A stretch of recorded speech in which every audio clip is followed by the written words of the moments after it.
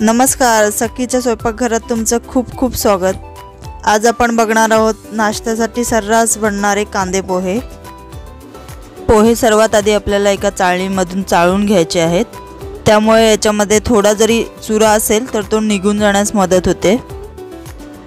इथे मी जवळजवळ 3 वाटी पोहे घेतलेले आहेत आणि हे चाळून झाल्यानंतर आपल्याला 2 ते 3 वेळा स्वच्छ पाण्याने हे चांगले धुवून घ्यायचे आहेत। इथे मी पोहे स्वच्छ धुवून घेतलेले आहेत आणि आपण एका भांड्याच्या वरतीच हे चाळणीमध्येच ठेवायचे आहेत, जेणेकरून पोह्यामध्ये पाणी राहणार नाही आणि व्यवस्थित भिजलेही जातील। आणि यानंतर एक 5 मिनिटं आपल्याला हे झाकून साईडला करून ठेवायचे आहेत। आता आपण पोह्यांसाठी लागणारे साहित्य बघूयात। 2 मीडियम साईजचे कांदे, 1 चमचा मोहरी, अर्धा चमचा हळद, चवीपुरतं मीठ, पाव चमचा हिंग, अर्धा चमचा जिरं। हे ऑप्शनल आहे, नाही टाकलं तरी काहीच हरकत नाही। इथे मी 4 हिरव्या मिरच्या घेतल्या आहेत।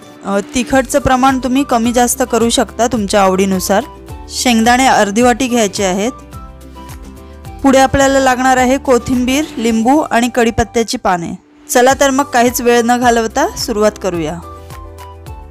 इथे मी एक कढई तापू दिलेली आहे आणि आपण इथे तेल घेणार आहोत। तेल थोडं जास्तच घ्यायचं आहे, कारण सर्वात आधी आपण तेलामध्ये शेंगदाणे फ्राय करून घ्यायचे आहेत। आता इथे आपलं तेल व्यवस्थित तापलेलं आहे। आता मी हे शेंगदाणे भाजून घेते आणि शेंगदाणे तळताना इथे थोडं आपण मीठ टाकणार आहोत, म्हणजे ते बेचव लागत नाहीत। आणि गॅस मध्यम आचेवर ठेवून आपल्याला हे भाजायचे आहेत, नाहीतर ते बाहेरून करपण्याची शक्यता असते। आता शेंगदाणे माझे ऑलमोस्ट भाजून झालेले आहेत। आता मी हे एका प्लेटमध्ये काढून घेते।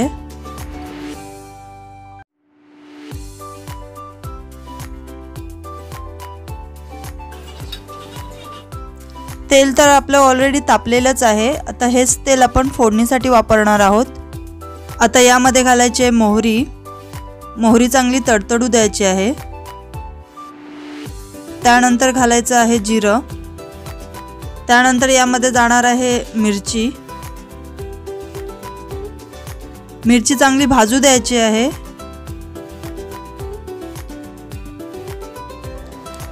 त्यानंतर आपण इथे टाकणार आहोत कढीपत्त्याची पाने। कढीपत्ता सुद्धा व्यवस्थित भाजू द्यायचा आहे। कढीपत्ता व्यवस्थित भाजून झाल्यानंतर आपल्याला यामध्ये घालायचा आहे कांदा। आता कांदा सुद्धा व्यवस्थित असा भाजून घ्यायचा आहे।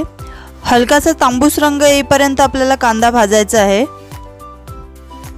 आता आपल्या इथे कांदा भाजून झालेला आहे। आता या स्टेजला आपण इथे ॲड करणार आहोत हिंग। नंतर घालायचे आहे हळद आणि त्यानंतर चवीपुरतं मीठ। मीठ आपल्याला हे फोडणी देतानाच घालायचं आहे, कारण फोडणी देताना घातलं तर आपल्या पोह्यांना एकसारखं ते लागतं। आणि नंतर यामध्ये ॲड करायचे थोडी कोथिंबीर। तुमच्या पण काही टिप्स अँड ट्रिक्स असतील तर तुम्ही कमेंट्स बॉक्समध्ये नक्कीच सांगा। आता मी इथे हे व्यवस्थित असं मिक्स करून घेतलं आहे। आता आपल्याला या स्टेजला इथे घालायचे आहेत पोहे।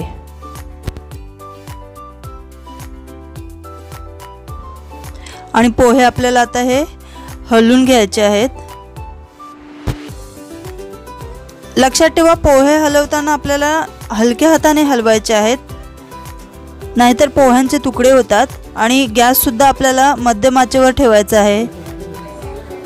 पोह्यांना व्यवस्थित असा आपला मसाला लागला गेला पाहिजे। आता मी इथे झाकण ठेवते। 2 मिनिटं मंद आचेवर झाकण ठेवून सोडून द्यायचं आहे। मस्त छान असे पोहे आपले आता रेडी झालेले आहेत। आता यामध्ये आपल्याला टाकायचे आहेत शेंगदाणे।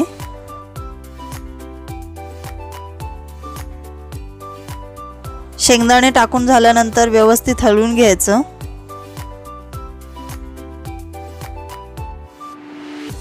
आणि सोबत टाकायचे आहे कोथिंबीर।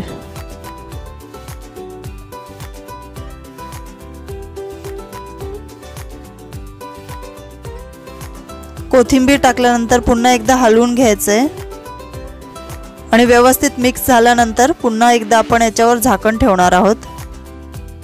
रेसिपी आवडली असेल तर चॅनलला सबस्क्राइब करायला अजिबात विसरू नका आणि अशाच नवनवीन रेसिपी पाहण्यासाठी बेल आयकॉन नक्कीच प्रेस करा। छान असे पोहे रेडी झालेले आहेत।